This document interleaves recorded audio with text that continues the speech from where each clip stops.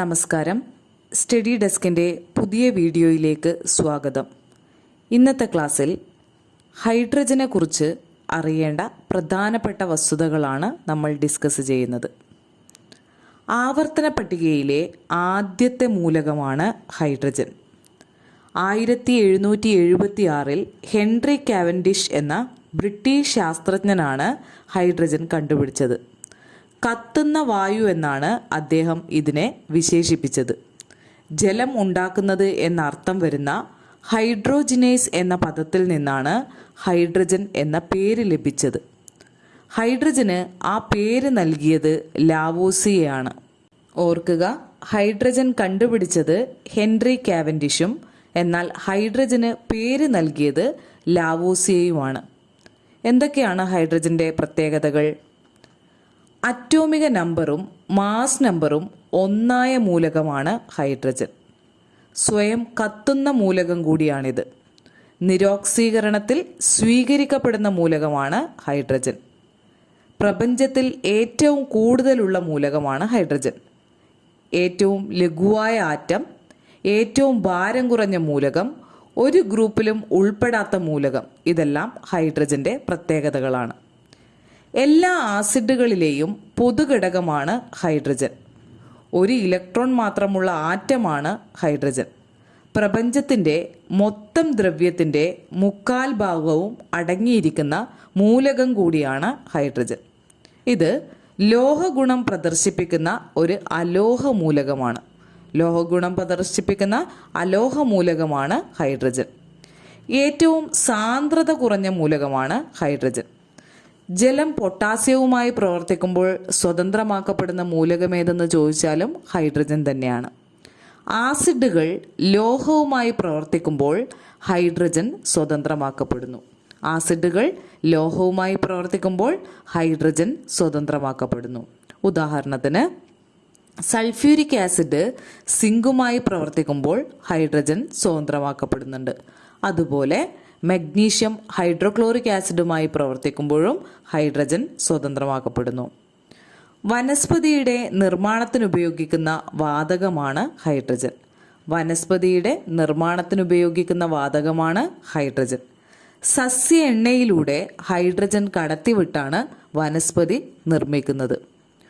വായുവിൽ ഉയർന്നു പൊങ്ങുന്ന ബലൂണിൽ നിറച്ചിരിക്കുന്ന വാതകവും ഹൈഡ്രജനാണ്.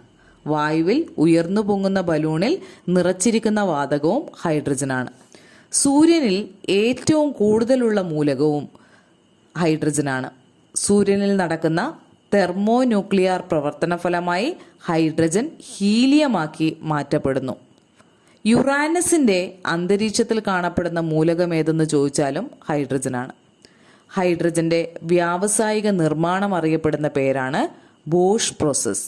ഹൈഡ്രജൻ്റെ വ്യാവസായിക നിർമ്മാണമാണ് ബോഷ് പ്രോസസ്. ഹൈഡ്രജൻ കത്തുന്ന വാതകമാണ്. അതുകൊണ്ട് ഇത് നല്ലൊരു ഇന്ധനം കൂടിയാണ്. ഭാവിയിലെ ഇന്ധനം എന്നറിയപ്പെടുന്നതും ഹൈഡ്രജനാണ്. ഏറ്റവും കൂടുതൽ കലോറി മൂല്യമുള്ള ഇന്ധനമാണ് ഹൈഡ്രജൻ. എന്താണ് കലോറി മൂല്യം? ഒരു യൂണിറ്റ് മാസ് ഇന്ധനം പൂർണ്ണമായി ജ്വലിക്കുമ്പോൾ സ്വതന്ത്രമാക്കുന്ന താപോർജ്ജമാണ് ആ ഇന്ധനത്തിൻ്റെ കലോറി മൂല്യം. ഒരു യൂണിറ്റ് മാസ് ഇന്ധനം പൂർണ്ണമായി ജ്വലിക്കുമ്പോൾ സ്വതന്ത്രമാക്കുന്ന താപോർജ്ജമാണ് ആ ഇന്ധനത്തിൻ്റെ കലോറിക മൂല്യം. ഹൈഡ്രജൻ ഒരു ഗാർഹിക ഇന്ധനമായി ഉപയോഗിക്കുന്നില്ല. ചില പരിമിതികളാണ് ഇതിന് കാരണം. ഹൈഡ്രജൻ സ്ഫോടനത്തോടെ ജ്വലിക്കുന്ന വാതകമാണ്. ഇത് സംഭരിച്ചു വയ്ക്കാനും വിതരണം ചെയ്യാനും പ്രയാസമാണ്. ഈ പരിമിതികൾ മറികടക്കാൻ കഴിഞ്ഞാൽ ഹൈഡ്രജൻ സാർവത്രിക ഇന്ധനമായി മാറും. ഫോസിൽ ഇന്ധനങ്ങളുടെ ലഭ്യതക്കുറവ്, പരിസര മലിനീകരണം തുടങ്ങിയ പ്രശ്നങ്ങൾ പരിഹരിക്കാൻ ഇതിലൂടെ കഴിയും. റോക്കറ്റുകളിൽ ഇന്ധനമായി ദ്രവ ഹൈഡ്രജൻ ഉപയോഗിക്കുന്നു. ഏറ്റവും കുറവ് ഐസോട്ടോപ്പുകളുള്ള മൂലകമാണ് ഹൈഡ്രജൻ. എന്നാൽ ഏറ്റവും കൂടുതൽ ഐസോട്ടോപ്പുകളുള്ള മൂലകം ഏതാണ്? നിങ്ങളുടെ ഉത്തരം കമൻറ്റ് ചെയ്യുക. ഹൈഡ്രജൻ്റെ ഐസോട്ടോപ്പുകളാണ് പ്രോട്ടിയം, ഡ്യൂട്ടീരിയം, ട്രീഷ്യം. ഹൈഡ്രജൻ്റെ ഐസോട്ടോപ്പുകളാണ് പ്രോട്ടിയം, ഡ്യൂട്ടീരിയം, ട്രീഷ്യം. ഇതിൽ സാധാരണ ഹൈഡ്രജൻ എന്നറിയപ്പെടുന്നത് പ്രോട്ടിയമാണ്. സാധാരണ ഹൈഡ്രജൻ എന്നറിയപ്പെടുന്നത് പ്രോട്ടിയമാണ്. സുലഭമായി കാണപ്പെടുന്ന ഹൈഡ്രജന്റെ ഐസോട്ടോപ്പ് എന്ന് ചോദിച്ചാലും ഉത്തരം പ്രോട്ടിയമാണ്.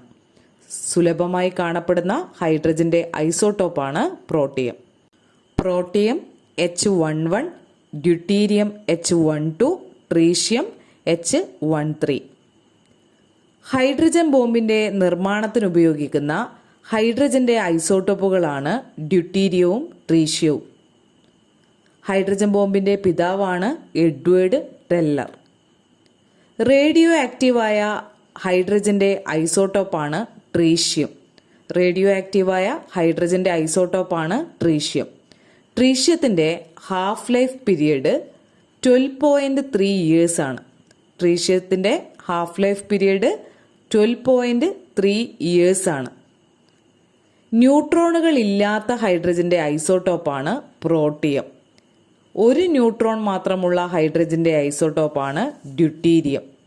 2 ന്യൂട്രോണുള്ള ഹൈഡ്രജന്റെ ഐസോട്ടോപ്പാണ് ട്രീഷ്യം. ന്യൂട്രോണുകൾ ഇല്ലാത്ത ഹൈഡ്രജന്റെ ഐസോട്ടോപ്പ് പ്രോട്ടിയം. 1 ന്യൂട്രോണുള്ള ഹൈഡ്രജന്റെ ഐസോട്ടോപ്പ് ഡ്യൂട്ടീരിയം. 2 ന്യൂട്രോണുള്ള ഹൈഡ്രജന്റെ ഐസോട്ടോപ്പാണ് ട്രീഷ്യം. ഡ്യൂട്ടീരിയം ഓക്സിജനുമായി പ്രവർത്തിക്കുമ്പോൾ ഡ്യൂട്ടീരിയം ഓക്സൈഡ് ഉണ്ടാകുന്നു. ഇതാണ് ഘനജലം എന്നറിയപ്പെടുന്നത്.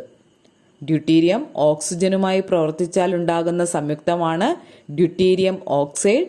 ഇതാണ് ഘനജലം അഥവാ ഹെവി വാട്ടർ. പ്രകൃതിദത്ത ജലത്തിന്റെ 1/6000 ഭാഗം ഘനജലമാണ്. പ്രകൃതിദത്ത ജലത്തിന്റെ 1/6000 ഭാഗം ഘനജലമാണ്. എന്തൊക്കെയാണ് ഘനജലത്തിന്റെ ഉപയോഗങ്ങൾ? ന്യൂക്ലിയർ റിയാക്ടറുകളിൽ മോഡറേറ്ററായി ഉപയോഗിക്കുന്നു. കൂടാതെ ഡ്യൂട്ടീരിയം ഐസോട്ടോപ്പിന്റെ നിർമ്മാണത്തിന് ഉപയോഗിക്കുന്നു. രാസപ്രവർത്തനങ്ങളിൽ ട്രേസറായും ഉപയോഗിക്കുന്നു. ന്യൂക്ലിയർ റിയാക്ടറുകളിൽ മോഡറേറ്ററായി ഉപയോഗിക്കുന്നു. ഡ്യൂട്ടീരിയം ഐസോട്ടോപ്പിന്റെ നിർമ്മാണത്തിന് ഉപയോഗിക്കുന്നു. രാസപ്രവർത്തനങ്ങളിൽ ട്രേസറായും ഉപയോഗിക്കുന്നു. ട്രീഷ്യം ഓക്സിജനുമായി പ്രവർത്തിക്കുമ്പോൾ ട്രീഷ്യം ഓക്സൈഡ് ഉണ്ടാകുന്നു. ഈ ട്രീഷ്യം ഓക്സൈഡാണ് സൂപ്പർ ഹെവി വാട്ടർ എന്നറിയപ്പെടുന്നത്. ഹെവി വാട്ടർ എന്നറിയപ്പെടുന്നത് ഡ്യൂട്ടീരിയം ഓക്സൈഡാണ്. സൂപ്പർ ഹെവി വാട്ടർ എന്നറിയപ്പെടുന്നത് ട്രീഷ്യം ഓക്സൈഡാണ്. ഹൈഡ്രജനുമായി ബന്ധപ്പെട്ട ചില പ്രധാനപ്പെട്ട വസ്തുതകളാണ് ഇന്നത്തെ ക്ലാസ്സിൽ നമ്മൾ പഠിച്ചത്. ബാക്കിയുള്ള കാര്യങ്ങൾ അടുത്ത ക്ലാസ്സിൽ നമുക്ക് ഡിസ്കസ് ചെയ്യാം.